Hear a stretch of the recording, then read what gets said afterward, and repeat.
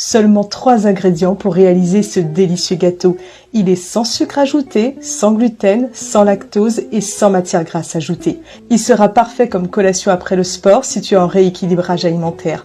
Une part fait 154 calories. Tu vas te régaler et je te montre tout de suite comment je fais. Pour commencer, je prends 80 g de noisettes. Les noisettes sont riches en fibres et en protéines végétales, ce qui leur confère un pouvoir rassasiant. De plus, elles sont une excellente source de bons lipides qui contribuent à la bonne santé cardiovasculaire.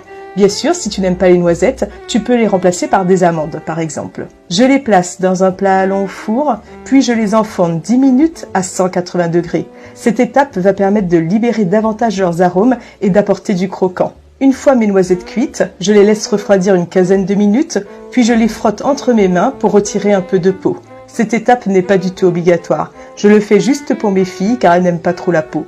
Ensuite, je mets mes noisettes dans mon robot hachoir. J'ajoute 200 g de figues séchées. C'est elles qui vont apporter le goût sucré au gâteau. Elles sont riches en fibres solubles, ce qui est très bien pour le transit intestinal. Si tu n'aimes pas les figues, tu peux bien sûr les remplacer par des pruneaux ou des dattes moelleuses.